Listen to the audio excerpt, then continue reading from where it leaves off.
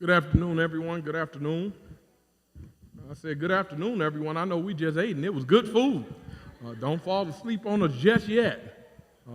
We're so grateful to have you all today in this panel discussion. We're excited. I'm going to ask if you would, just so we can make sure it is heard clearly and that fellowship is partake well, if you could move a little closer if you're all the way in the back.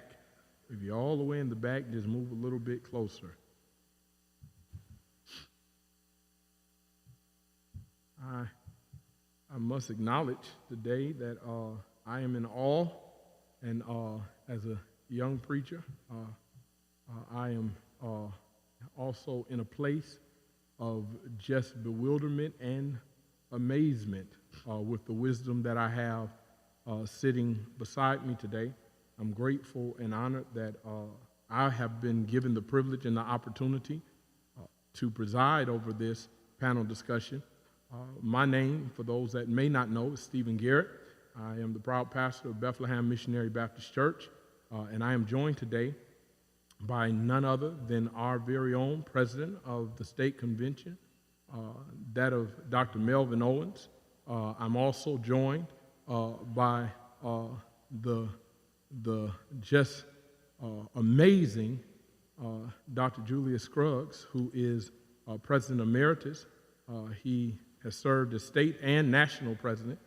And then there is no book like the living book of that of Dr. Frank Kennedy. I am privileged and honored to be in the presence of theirs today, and I am hoping that this is going to foster a conversation that is going to bleed over into the churches, that is going to equip and enlighten some of our fellow brothers in the ministry as we are trying our best to make sure that we maintain balance in our life. One of the most difficult parts of ministry, especially if you have the privilege of being ministry partners, is maintaining balance in work life and home life.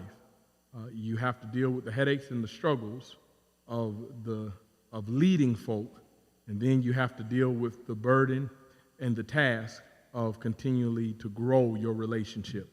And so we're honored today. We're privileged today to be around geniuses of the thought. And I am grateful. If you've ever heard Dr. Owens talk, I know he just glared at me with decisiveness. You know there's only one Dr. Owens. And so we're grateful to be here today. I'm going to give each presenter, start off with giving each presenter a question. After we go into their questions, we're going to have some group questions for them to share their perspective on it. And after we have the perspectives from each of our participants, we're going to give you a moment of time to ask your own questions that you might have for our panel. We're going to end on time, and so I'm grateful again for this opportunity. Dr. Owens, since you were here first, listen, I wanted to make sure that I was, our phenomenal presenter earlier told us that we should be prophetic in our preaching. And since you told me that sitting close would get you the first question, I wanted to make sure you were prophetic in your preaching. Dr. Owens, we are, as a pastor, we've seen the struggles and the heartaches of the pandemic. You are in a special seat because you have led pastors during this pandemic. You have been in a rare position of seeing how leadership is not only affected in your church, but also in our national convention and our state convention. Can you tell me some of the benefits that have come from the pandemic? We've heard all the struggles that have come from the pandemic, but could you kind of enlighten us on some of the benefits that you've seen come from the pandemic as a leader? One of the things I've noticed initially when the pandemic was at its beginning process, as there were many people who spent their time trying, concerned with great cause, but content to wallow, content to accept what was without seeking to mitigate it or seeking some answer for it. The pandemic caused us to first to rely on what we've been teaching and preaching. Amen. It forced us to recognize that the pandemic didn't catch him unaware. And secondly, he's able to utilize different and varied means to accomplish his purpose. The church has been tasked with going out. Somehow we became comfortable within the wall. We stopped doing the things that we needed to do. I spent my whole life, this is my 39th year, telling people to come to church. Somewhere or another, we missed the fact that we are the church. We were told to stay at home, but does that mean because the church is not assembled that it's less church? So we learned to trust God. We learned that God was operative even in those dire moments, that we could be socially distanced yet spiritually connected.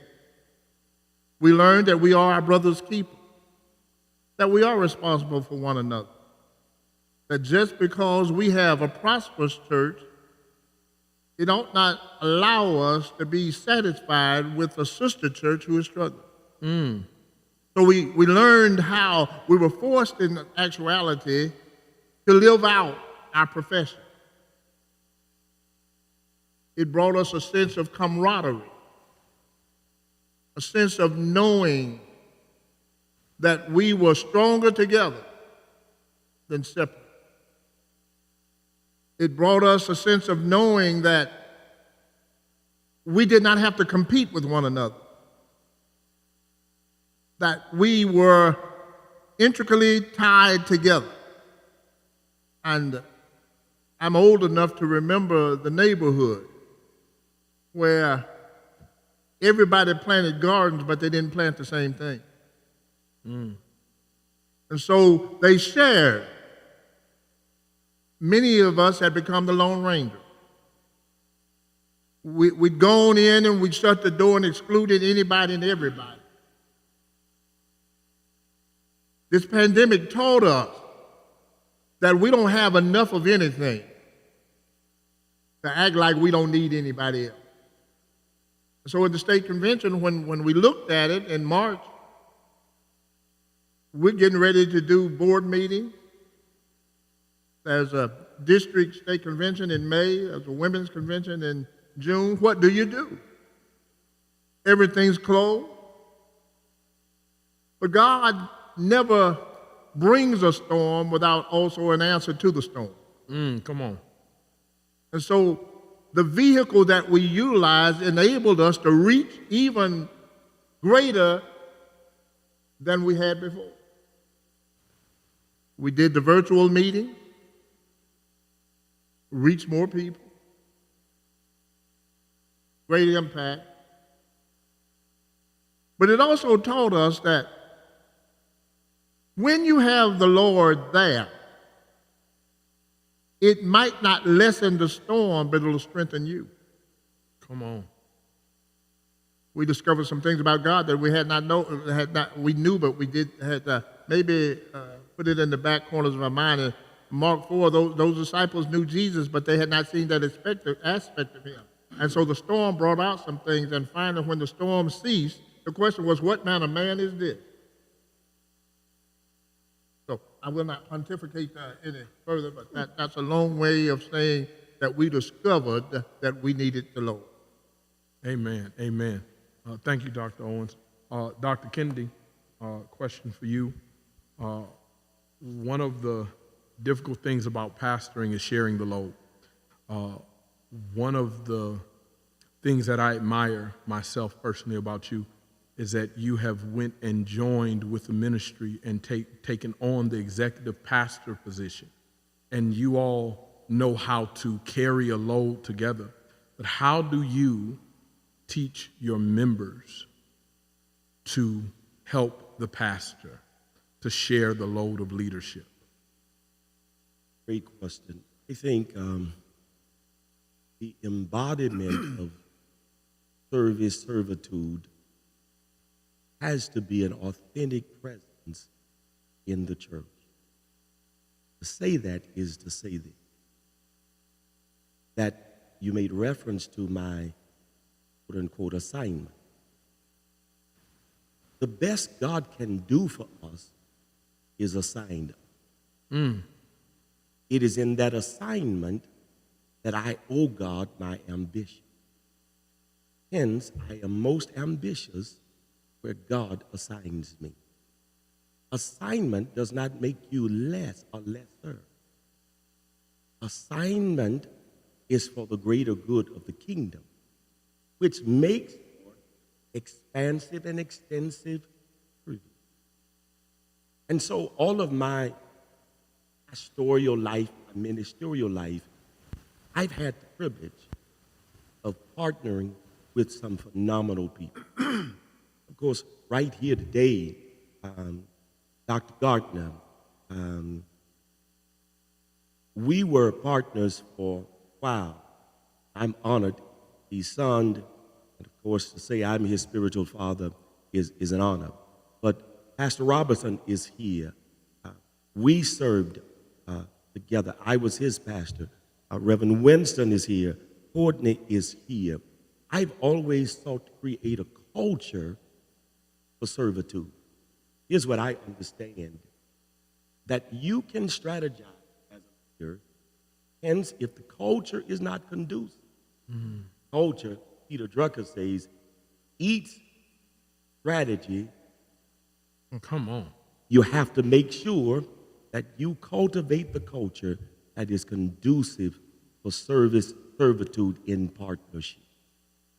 We've taught Newmont Olive how to serve just by serving.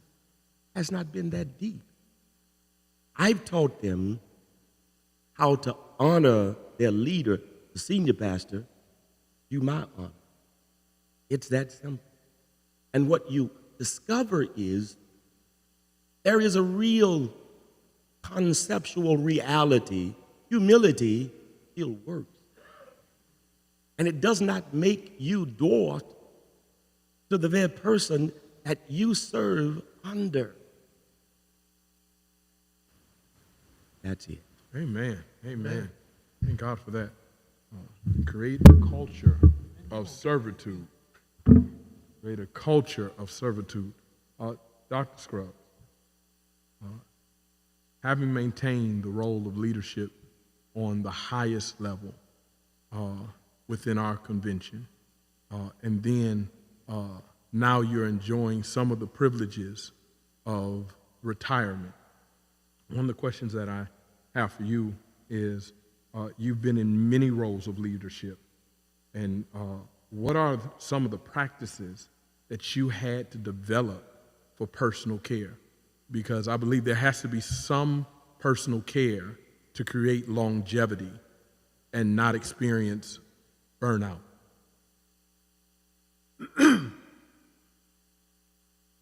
Thank you. And it's a joy to be with these scholars here and out there. And it's a joy to be with all of you. Now, the center of the question is, recall, and I may have to ask you again. No problem. Part of it. What is it that has sustained me? Yes, sir. During the various aspects of ministry that I've been involved in. It goes back, in a sense, to what our friend and brother Kennedy preached about today. If we're going to be strong in ministry, and maintain a healthy sense of ourselves and a healthy sense with our people, we got to have a healthy relationship with God. So intimacy is important. Intimacy with God is important because intimacy with God helps you to understand who you are, your strength in God, and your weaknesses apart from God. So it helps you to learn to trust God. One of my lines in my morning prayer from time to time is, God, help me to trust you fully and to obey you completely. And I never arrive at that, but I keep reaching for it. Amen. It's like Paul in the 3rd chapter of Philippians, not arrived, but I forget the things behind me and reach forward to things before me and press on toward the mark. So it keeps you with a clearer understanding of God, a clearer understanding of yourself, and then a clearer understanding of the people that you relate to. Sometimes burnout comes when we are fussing and fighting with the membership about nothing. Unimportant things, you know. Or we're listening to a small group and ignoring all the other folk who are with us.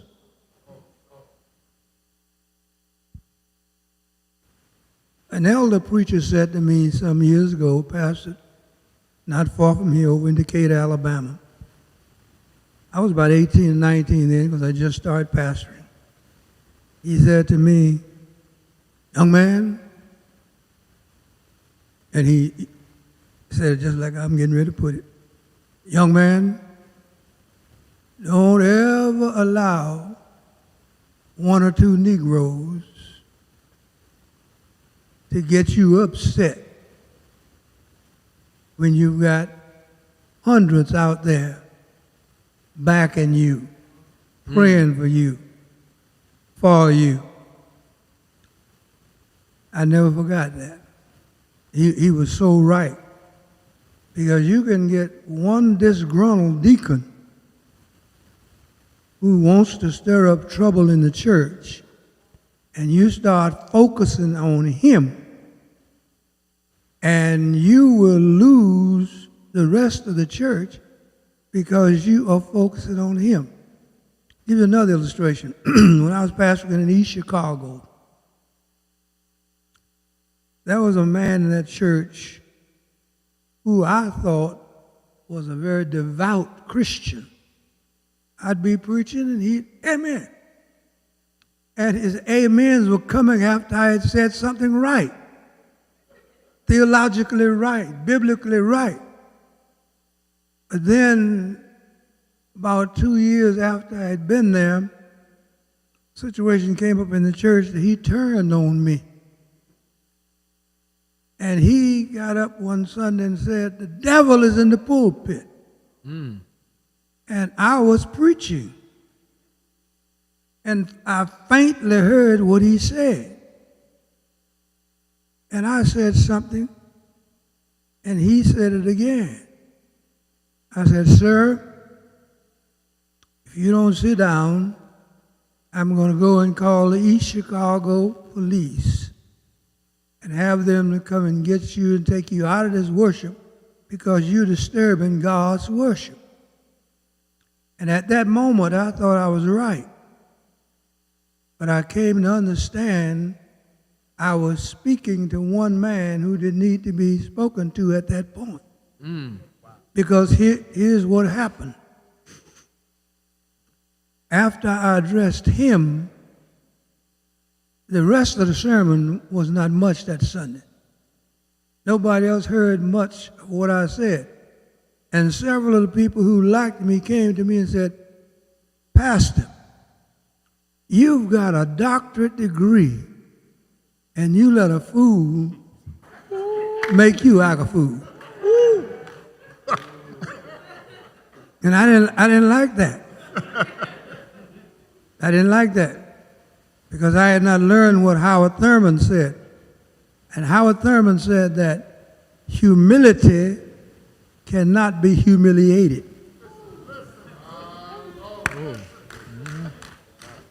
My God. Yeah, humility cannot be humiliated.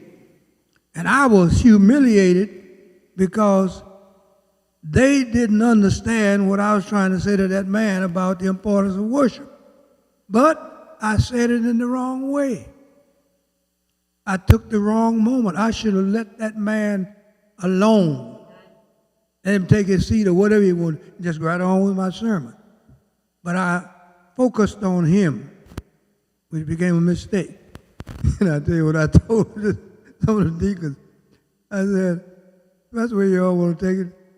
Next time, he jumps up and tears out half of the ceiling. As long as I get out this way, I'm going. Y'all can handle him. That wasn't right either. Sometimes we let too much of ourselves get in the way of what God is trying to say and what God is trying to do. And that can help bring on burnout. Because when you got disgruntled members in the church and you keep focusing on them, you're going to burn out fast. And you're going to wear them out too. When God has not called us for that. He's called us to a ministry of servanthood. And as long as we can understand that we are servants, I mean really understand that we are servants, nobody can ultimately hurt us because we are there as servants.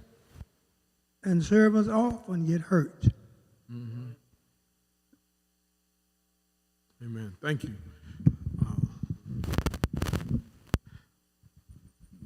This question is still within the same line, but it is more towards the disgruntled pastor.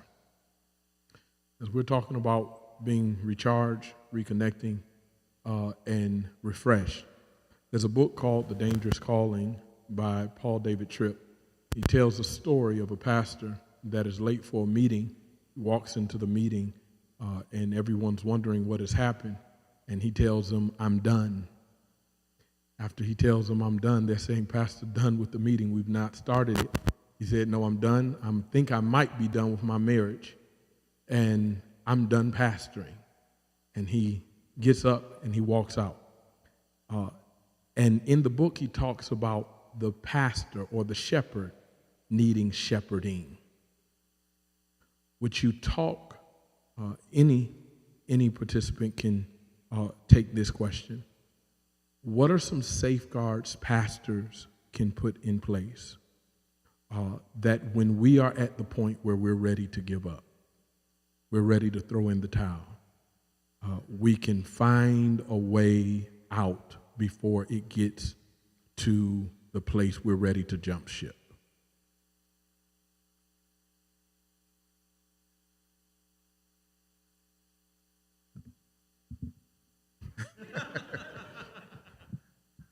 I think one of the things that is vitally important, and I will take it from my guys,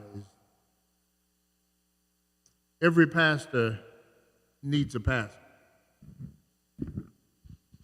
I am a member of my home church. I can't pastor myself. Every pastor needs someone who is spiritually connected with him, who has his best interest in mind and heart,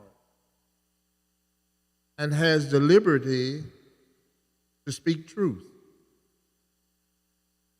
You empower them to to say what needs to be said. There have been times in my ministry where I have struggled with the label that I placed on myself of failure. I struggled because advancement had not been as rapid for the membership as I thought. And as I talked with the pastor, he was able to remind me that while I might sow the seed, another might water. But God gives the increase, that we on assignment. And our assignment has to be in alignment with God's purpose. Every pastor needs a wife who can and will comfort, counsel when he gets home. You really don't need to have a meeting full of hell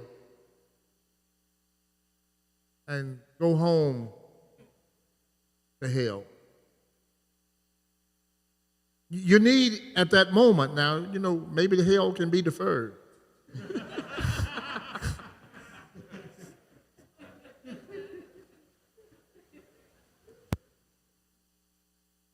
The pastor also has to be able to talk to himself. I spend time reprimanding myself because the truth is I might get upset with myself, but I don't stay mad.